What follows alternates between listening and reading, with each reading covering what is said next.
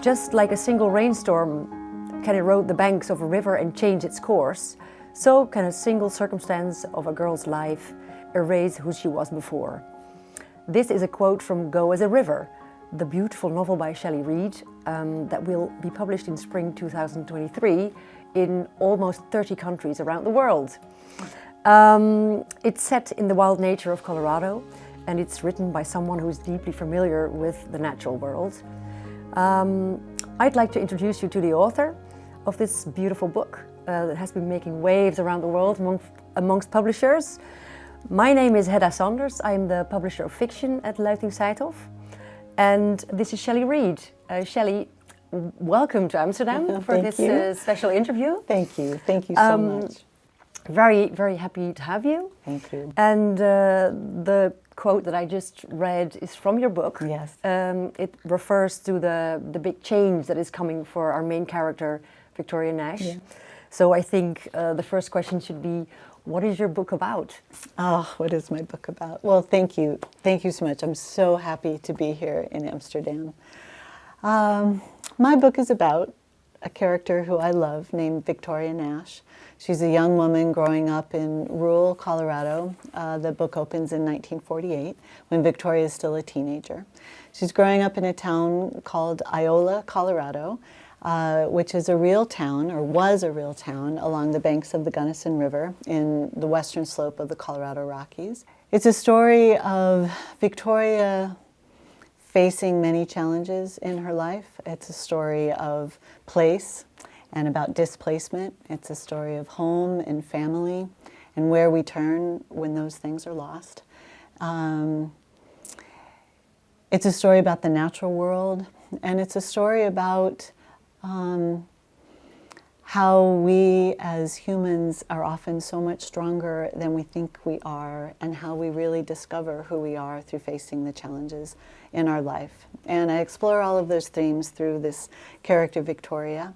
The novel opens, like I said, when she's a teenager, when she meets a young man named Wilson Moon. And it sparks a forbidden love between the two of them. But I think that the novel ends up being about so much more than this brief romance. It's about so many of the things that we can fall in love with in the world that help us discover who we are.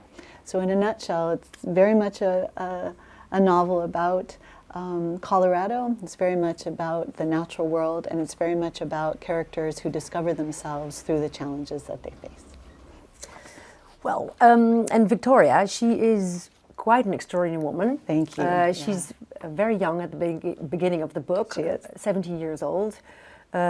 She's still kind of ahead of her time, I would say. Where does the idea for such a character come from? Victoria symbolizes for me in so many ways how often women, especially of Victoria's era, but I would think that women of a variety of eras and a variety of places are often told who they are and who they can be. There are often so many limits placed on women and their ability to imagine larger and grander things for themselves. So when the novel opens, Victoria is quite young, and she's very much defined at that point in her life by the role that she plays as the caretaker of the men in her family after the death of her mother.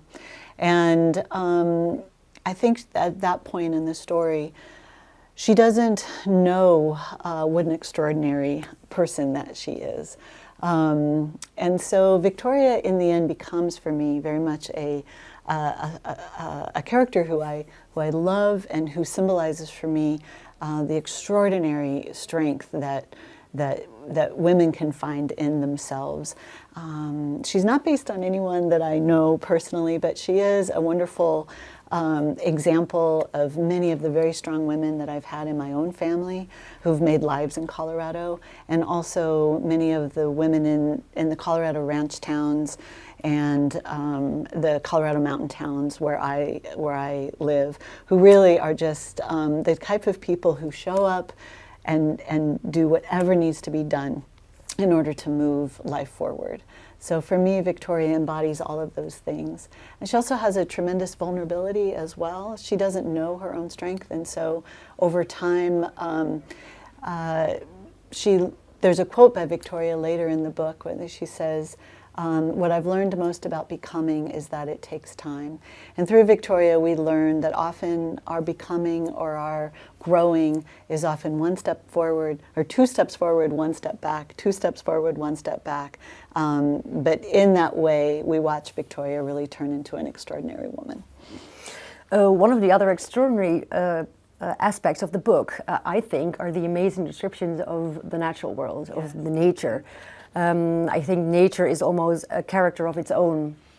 And I found the way that you connect the characters and the story to nature deeply affecting, at least for me, it touched my heart. Yeah, good, thank you. How would you characterize the role of the natural world in this book?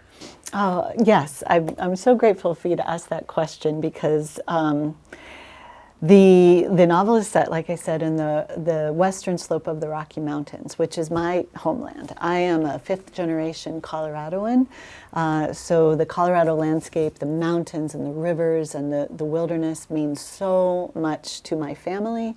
It's in my bones, it's in my soul, and it's also where I spend a tremendous amount of my time. I love to be immersed in a wild landscape, and just the wilder and the higher in elevation, the better. And so much of who I am has been defined by the natural world, and I've really learned so much from the natural world about how to be my best self, how to create my best life.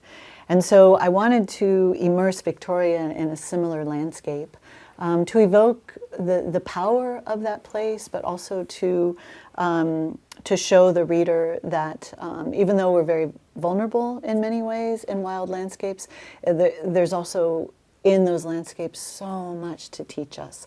And I'm really grateful to hear that you feel the power of that in the language and the descriptions of the natural world, because I really wanted to immerse the reader in the details of that place. And as I said earlier, the book very much is about place and displacement and home. And so I wanted the natural world to help Victoria to define what that means to her. Yeah.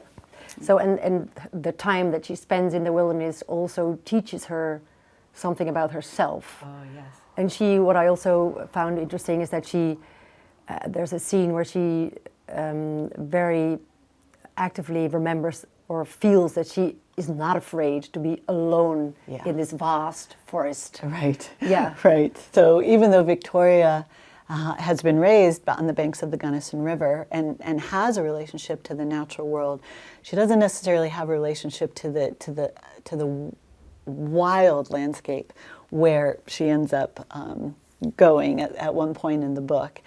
And that wild landscape can be very intimidating for me, even, who spends so much time in that level of wilderness.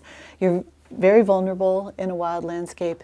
It can feel very alien at first, but what Victoria decides at some point is that once she feels herself a part of the rhythms of the natural world, once she lets go of the fear and instead connects with all the lives being lived in the forest around her, she actually realizes, she says, she realizes she's never been less afraid in her life. And she begins living her life via the rhythms of the natural world that all of the forest creatures adhere to. And there's a comfort for her and a wisdom for her in the rhythms of life, of the seasons, and of the dawn and the dusk and the night and the full moon and the waning moon. And the more that she can tap into that ancient wisdom of those wild landscapes, the more confident she becomes. Well, and then we have to talk a little bit about peaches, because we have this peach on the cover of the book. Yeah. And I think it would be nice to hear a little bit more about that. Yes, well, I had to learn a lot about peaches in order to write the book. Victoria's family has a legendary peach farm in the novel, and it's a very unlikely peach farm. The actuality of Gunnison County, the high arid west where the novel opens, where Iola once stood, is not conducive, really, to growing peaches. And so the peaches become a symbol for Victoria of being able to find resilience and growth in the most unlikely of circumstances. It also is a point of connection for her family, where there are so many points of disconnection for Victoria and her family. And it also becomes a place for Victoria to be able to reclaim, in some ways, some of what she has lost. And eventually, the setting of the novel eventually ends up in true Colorado peach country, which is the North Fork Valley of the western slope of Colorado, where they grow the sweetest, most gorgeous, beautiful peaches. And it's a very difficult thing to do, even in the fertile valley of the North Fork River. Peaches are very susceptible to frost, and it's the cold nights and the warm days on Colorado's western slope that produce these exquisitely special peaches. But it's a very, very difficult thing to do. And so the peaches are a symbol throughout the book of a variety of things, but primarily the idea that with careful attention and careful cultivation, even the most unlikely of fruit can grow and can ripen. While preparing for this talk, I read a small piece about where Go as a River began. Oh, yes. And as a story. Would you tell us about that? Yes. I am known with my family and friends to just go off into the wilderness by myself. I do that quite often. I love to do that. And I often love to go camping by myself as well. I mean, I love to go camping with my husband and my children, but I love to go camping by myself. So one night I was just out camping alone, and there's a scene in the novel where the character of Victoria is sitting in a forest meadow at dusk, and a deer emerges from the foliage. And that scene actually happened to me personally almost exactly the way I describe it in the book. I was out camping, just a beautiful evening. I, of course, had my journal out and my pen, and I was doing a little bit of writing, just observing the beautiful landscape and a beautiful evening where this doe comes out of the bushes, and we connect eyes. And then pretty soon, shuffle, shuffle, through the bushes comes a fawn following her. And just the beauty of it, just breathtakingly beautiful. And then shuffle, shuffle, here comes a second fawn, a smaller fawn, the second one, and comes shuffling out of the foliage as well. And I just had this tremendous feeling of connection with this mother doe as a mother to mother, looking at her, trying to keep both of those babies alive. And it just was this overwhelmingly beautiful moment. So the deer moved on to get to the river, wherever they were going, and I sat and just wrote about it. I wrote about this moment so vividly. And I had no idea at the time that that would be a scene in a novel that I have written. I got up the next morning and I climbed a mountain, and I was thinking a lot about that scene, and suddenly a character started forming in my mind, who ended up eventually becoming Victoria. And it took many years, honestly, before I knew that this was going to be a novel. But that scene and me writing about it and the movement, the feeling so moved looking in that mother deer's eyes is exactly where this novel began. And the scene in the book is almost exactly how it happened in real life. Yeah, it's true. It's true. Yeah. Would you consider yourself then an adventurer, going out alone 3,000 meters high in the mountains? Oh yes, I am an adventurer, no question about that. But I'm not a thrill seeker. I really am not a thrill seeker. And I make that distinction. I love to climb big mountains. And in Colorado, I live every day of my life at about 3,000 meters elevation, and we climb at about 5,000, 5,500 meters. we have 54 roughly 5,000 meter peaks in Colorado. I've climbed almost all of them. I love to immerse myself, to experience a big mountain, to try on some level to understand, to learn and to know what the mountains and the rivers know. And so in that way I am an adventurer. I will always go climb a mountain, I will ice climb, I will rock climb, I will go off into the wilderness. I love to travel to foreign countries and experience new lives and new ways of being. And so yes, I'm always open to an adventure. But I'm open to it to try to create meaning in my life and to try to learn, not just for the thrill of it all. It's more that when I immerse myself in the wilderness, I just am trying to be a tiny part of that grandeur for the moment that I'm allowed. It's a real privilege and a gift to be able to be in the wilderness for me. Could you tell a bit more about your background? Do you have personal aspects of your life put in this book? Well, none of the book is overtly autobiographical, but you know, the generational love of Colorado, the generational love of the natural landscapes of the western slope of Colorado are autobiographical. I too, like Victoria, have had my fair share of loss and of grief and challenge in my life, and have had to dig way down deep to find strength that I didn't even know that I had in order to face that loss and that grief and those changes.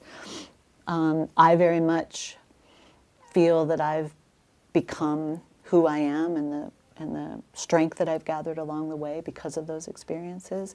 And so I think that the novel, there's a lot of me in the novel in that a lot of the themes are things that I think about and things that I value and things that I ponder. And I feel a tremendous affinity to Victoria and her journal. And the place is very much my place. But beyond that, it's